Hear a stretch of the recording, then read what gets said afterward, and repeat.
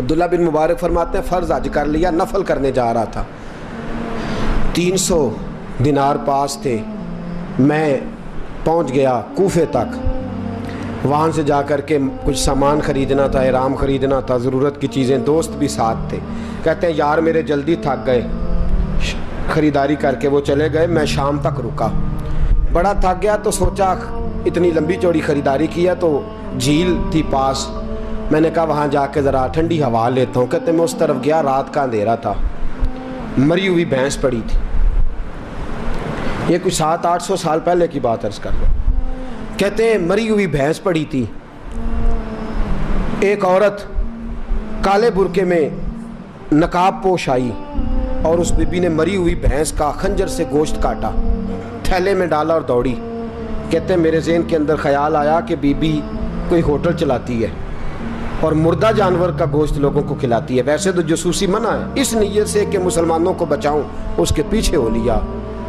کہتے ہیں وہ گلیاں گزرتی گزرتی کوفے کی تنگ گلی میں گئی، ایک بڑا سا دروازہ لکڑی کا، بڑا پھاٹک جو پرانے شہروں میں ہوتے ہیں، کہتے ہیں اس بڑے پھاٹک پر اس نے زور زور سے دستک دی، دونوں ہاتھوں سے دروازہ کھلا، وہ عورت اندر داخل ہوئی تو 3-4 بچیاں جھٹ سے اس کے گرد اکٹھی ہو گئیں، اماں کچھ لائی ہو؟ تو رونے لگی،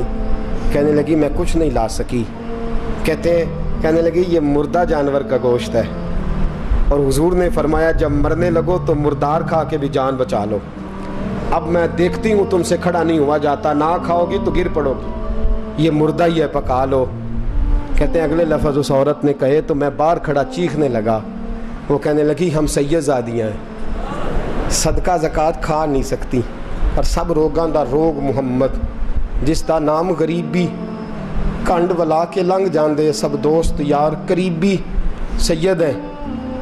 صدقہ زکوٰۃ یہ مردار کھا کے گزارا کرو، کہتے ہیں پھر اس عورت نے 4 بیٹیوں کو سینے سے لگایا، کہنے لگی تمہارا باپ زندہ ہوتا تو یہ دن نہ، سید بھی اور یتیم بھی اور مسکین بھی، پھر وہ روئیں، حضرت عبداللہ بن مبارک کہتے ہیں زور زور سے دروازے پہ دستک دی، بی بی باہر آئی، کون ہے؟ تو میں نے کہا میں عبداللہ بن مبارک ہوں، محدث ہوں، زمانہ مجھے جانتا ہے، میرے شاگردوں کی لسٹ بڑی لمبی ہے، کہنے لگی اچھا تو؟ کہنے لگا یہ 300 دینار ہیں، تو مہربانی کرے تو رکھ لے، چلے اپنا کام کریں ہم جانے ہمارا، کہتے میں نے زمین پہ گھٹنے ٹیک کے نا تو سید زادی کے آگے ہاتھ باندھ دیے، میں نے کہا میں نوکر ہوں، تم اولاد ہو، میں خادم ہوں، تم نسل ہو، مہربانی کرو، مہربانی میرے اوپر مہربانی، پیسے رکھ لو، کہتے ہیں میں نے وہ پیسے دیے، میں واپس لوٹا، یار کہنے لگے چل، میں نے کہا نہیں میں نے نہیں آج کرنا، کہنے لگے کوئی نیا پلاٹ لینے کا پروگرام بن گیا، کوئی نئی انویسٹمنٹ، لوگ تانے دیتے ہیں نا، پر جے کر یار دے نام دا ملے میڑا، ان چولی پا لئیے پنجے سٹیے نا، جے کر یار دے نام دی ملے سولی، چھوٹا چھوٹ لئیے پشانٹیے نا، کہتے ہیں میں نے کہا یار جیسے تمہاری مرضی سمجھ لو، یہ میرا راز ہے، میں بتاتا نہیں، فرماتے ہیں لوگ حج کرنے چلے گئے، میں وطن آ گیا، 6 ماہ کے بعد قافلے لوٹے، جاگ کے سننا ذرا بات، میرے نبی نے فرمایا تو میرے امتی کی پریشانی دور کر، اللہ کامل حج کا ثواب دے گا، فرمایا میرے حبیب علیہ السلام کی امتی حضرت عبداللہ بن مبارک فرماتے میں آیا حج کر کے، حاجی آئے تو میں بڑی حسرت کے ساتھ، میں گھر میں روتا تھا، سوچتا تھا آج وہ مینا میں ہوں گے، آج وہ مزدلفہ عرفات میں ہوں گے، آج وہ لوگ جمرات کی رمی کر رہے ہوں گے، میں تڑپ کے سوچتا تھا آج در رسول کی حاضری دے رہے ہوں گے، کہتے میں روتا تھا، جب حاجی لوٹے 6 ماہ کے بعد تو حاضری دینے گیا، ملنے گیا، پہلا دروازہ کھولا حاجی صاحب نے، میں نے کہا مبارک ہو، کہتے ہیں میں نے مبارک دی ذرا سنیے گا، کہتے ہیں وہ حاجی مجھے ڈانٹنے لگے، کہنے لگے چھوڑ یار اتنا بڑا آدمی ہو کے تو غلط بات کرتا ہے، میں نے کہا کیا ہوا؟ کہنے لگے تو نے ہمیں کہا کہ جانا نہیں، اور پھر ہم مینا میں آوازیں دیتے رہے، تو بات ہی نہیں سنتا تھا، ہم آوازیں دیتے رہے ان اللہ علی کل شیء قدیر، آوازیں دیتے تھے، سنتا نہیں تھا، کہتے میں حیران ہوں، یار میں تو کیا نہیں، کہنے لگے ہم 11 حاجی جھوٹ بولتے ہیں تو اکیلا سچ بولتا ہے، سب نے دیکھا ہے، کہتے میں پلٹ آیا، चौथे दिन फिर एक हाजी को मिलने गया, मुबारक दी। कहने लगा छोड़ किस बात की मुबारक, मैदान अरफात में तो तूने बात भी नहीं सुनी और यहाँ मुबारकें कहते हैं अरफात में, और मैं तो नहीं। कहने लगे चुप कर, गलत बात भी करता है इतना बड़ा मुहद्दिस हो के। कहते हैं जब आखिरी काफिले आए, आखिरी दिन तो 8-10 काफिले इकट्ठे आए, शाम तक 7 काफिलों से मिला। हर एक मुझे कहने लगा बंदे के पास घोड़ा नया आ जाए, सवारी बड़ी आ जाए तो यारों से तो मिलना चाहिए ना, तू आवाज ही नहीं सुनता था। फरमाते हैं मैं थक गया कि इलाही माजरा क्या है, मैं तो यहाँ इस शहर की गलियों में फिरता रहा और ये सारे हाजी क्या क्या रहे हैं। फरमाते हैं रात को हजरत रबी बिन असलम, वो बहुत बड़े बुजुर्ग मुहद्दिस थे, वो भी हज करने गए, दरवाजे पे दस्तक दी, बाहर आए तो झगड़ने लगे। कहने लगे तूने मुझे किस मुश्किल में डाल दिया है। मैंने कहा हुजूर क्या हुआ, किस मुश्किल में। मैं तो मिल, कहने लगे छोड़ यार, आलिम था तो मैं तेरी इज्जत करता था, तूने ये क्या किया। मैंने कहा क्या हुआ। कहने लगे याद नहीं जब तू रोजा रसूल के सामने मिला था, जब नबी पाक के मुवाजे के सामने तो पैसों वाली थैली मुझे पकड़ा गया, पकड़ अपने पैसे। मैं तो संभालते संभालते थक गया हूँ। कहते हैं यूं सीने से पैसे लगाए, घर आया, इशा पड़ी तो सो गया। मैंने कहा या अल्लाह उकदा खोल दे। रात गहरी हुई, मेरे घर की दीवारें चमकने लगीं, नूर फैलने लगा, खुशबू ही खुशबू पूरे शहर को मुअत्तर करने लगी। कहते हैं मैंने आंख झपकी तो सामने अल्लाह के रसूल तशरीफ फरमा,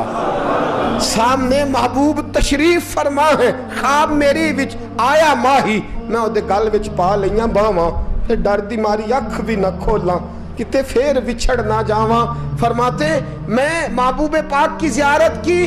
तो नबी पाक अलैहिस्सलाम का दीदार करके फूट फूट के रोया। अब मेरा दिल था हुजूर बोले कोई बात करें, महबूब बोले लब खोले। फरमाया क्या। हुजूर ने फरमाया मैं तुझे कितने और गवाह भेजूं कि तेरा हज हो गया है। मैं कितने गवाह भेजूं कि हज तेरा बेपरवाही वेख सज्जन दी, जिथे किसे दी पेश ना जावे उन्हें ताजा वाले दर दर रोले, मंगते हैं तख्त बिठावे, आजम किसे नु कारा मिल दई,